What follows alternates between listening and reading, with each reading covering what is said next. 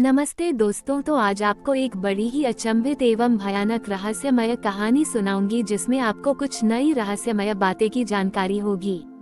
तो कृपा करके अभी चैनल को सब्सक्राइब कर ले। यह मेरा दूसरा नया चैनल है ताकि और भी रहस्यमय कहानी सबसे पहले आप तक पहुंचे। धन्यवाद। तो सुनिए।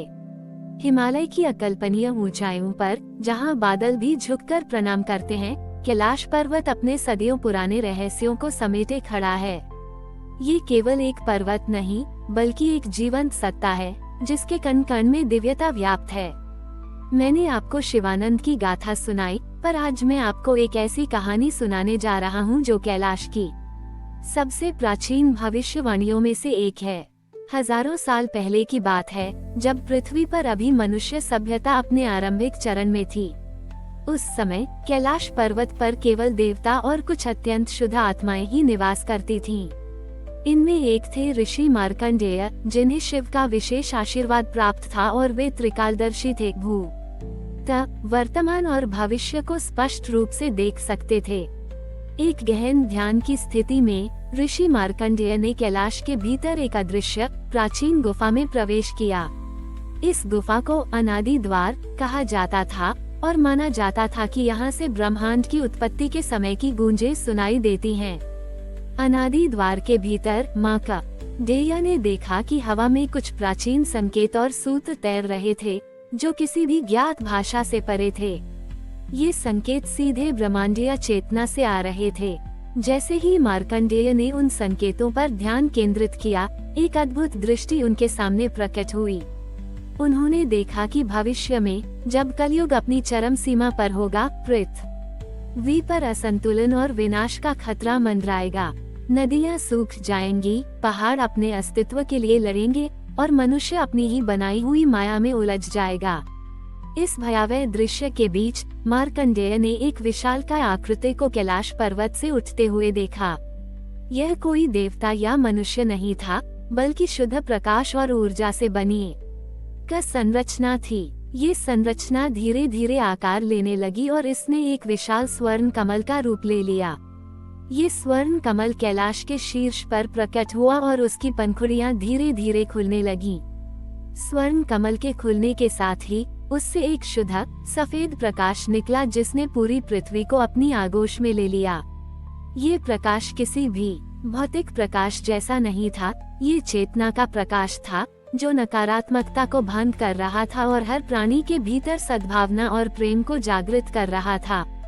इस प्रकाश के प्रभाव से नदियां फिर से बहने लगीं, जंगल हरे भरे हो गए और मनुष्यों के हृदय में शांति लौट आई। ऋषि मार्कंडेय को समझ आया कि यह स्वर्ण कमल कोई भौतिक वस्तु नहीं, बल्कि कैलाश की अपनी जागृत चेतना थी।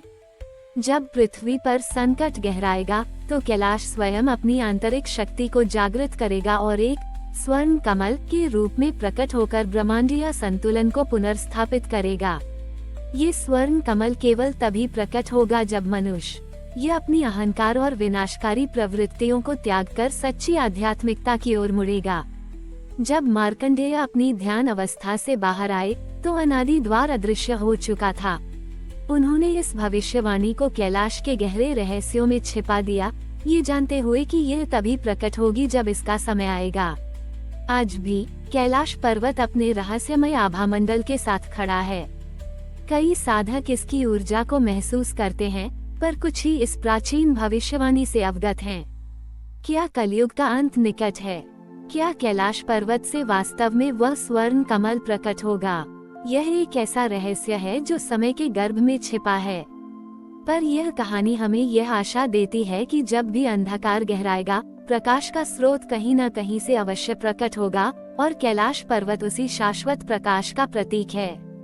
ये हमें प्रकृति और ब्रह्मांड के साथ सामंजस्य बिठाने की प्रेरणा देता है, क्योंकि शायद इसी में हमारे भविष्य की कुंजी छिपी है।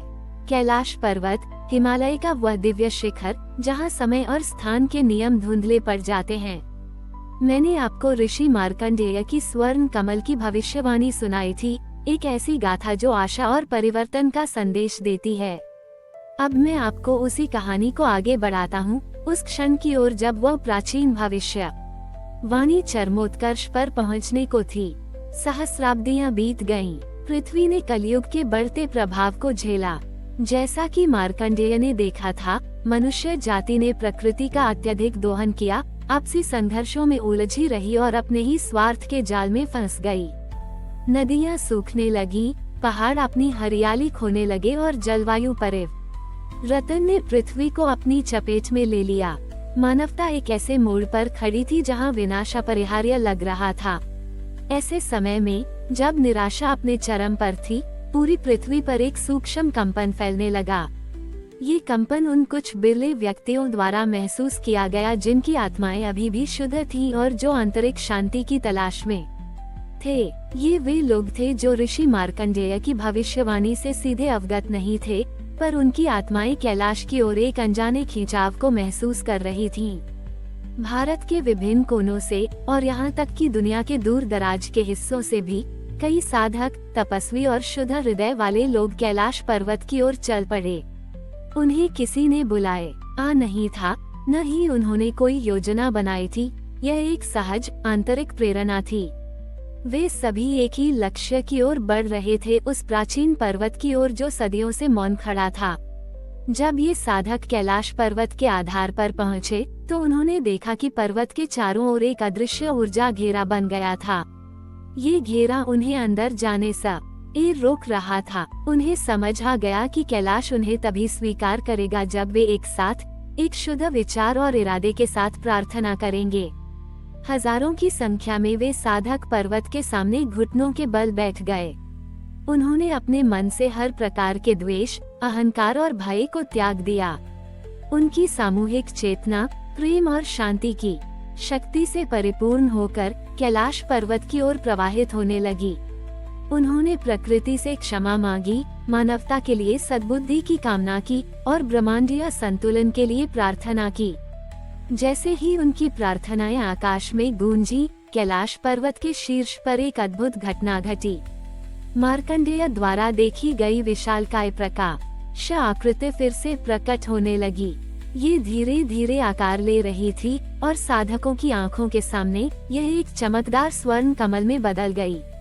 कमल की पंखुड़ियां धीरे धीरे खुलने लगी और उनसे एक असीम, शुद्ध, सफेद प्रकाश निकला जिसने पूरे वातावरण को अपनी आगोश में ले लिया। ये प्रकाश सिर्फ कैलाश पर्वत तक ही सीमित नहीं रहा, ये पृथ्वी के चप्पे चप्पे पर फैल गया, बादलों को चीरता हुआ, महासागरों को पार करता हुआ। जिस क्षण ये प्रकाश पृथ्वी पर फैला, चमत्कार होने लगे। सूखी नदियां फिर से पानी से लबालब भर गईं। मरुस्थल में हरियाली फूट पड़ी, प्रदूषित हवा शुद्ध होने लगी और आसमान साफ हो गया। सबसे बड़ा परिवर्तन मनुष्यों के भीतर आया। लोगों के दिलों से ईर्ष्या, क्रोध और भय कम होने लगा। सद्भावना, करुणा और प्रेम की भावनाएं जागृत हुईं। लोगों ने एक दूसरे के प्रति अधिक सहिष्णुता दिखाई और अपनी गलतियों को सुधारने का प्रयास किया। यह कोई रातों रात का चमत्कार नहीं था, बल्कि चेतना का एक धीमा, स्थिर जागरण था। स्वर्ण कमल ने पृथ्वी को अपनी ऊर्जा से स्नान कराया और फिर धीरे धीरे कैलाश पर्वत में विलीन हो गया। उसने अपना कार्य कर दिया था। उसने मानवता को एक अवसर दिया था, एक नई शुरुआत का मौका। कैलाश ने अपनी प्राचीन भविष्यवाणी को पूरा किया था। आज भी कैलाश पर्वत शांत खड़ा है, पर अब उसकी आभा में एक नई आशा चमकती है। ये हमें याद दिलाता है कि भले ही अंधकार कितना भी घना क्यों न हो, प्रकाश हमेशा मौजूद रहता है। स्वर्ण कमल का आह्वान हमें ये सिखाता है कि ब्रह्मांडीय संतुलन बनाए रखने की शक्ति हमारे भीतर ही है, हमारी सामूहिक चेतना में। जब हम अहंकार को त्याग कर प्रेम और सद्भावना से एक होते हैं, तो हम स्वयं उस दिव्य प्रकाश का हिस्सा बन जाते हैं जो पृथ्वी और मानवता को बचा सकता है। कैलाश पर्वत की यह कहानी हमें प्रकृति से जुड़ने, आंतरिक शांति खोजने और एक बेहतर भविष्य के लिए मिलकर काम करने की प्रेरणा देती है। हमारी और भी आध्यात्मिक एवं अनोखी कहानियाँ देखने के लिए हमारे चैनल पर जाएं तथा धार्मिक एवं पौराणिक अनोखी कहानियाँ हमारे चैनल पर है। कृपया जाके देखें तथा हमारे चैनल को सब्सक्राइब करके रखें और वीडियो लाइक जरूर करें। धन्यवाद।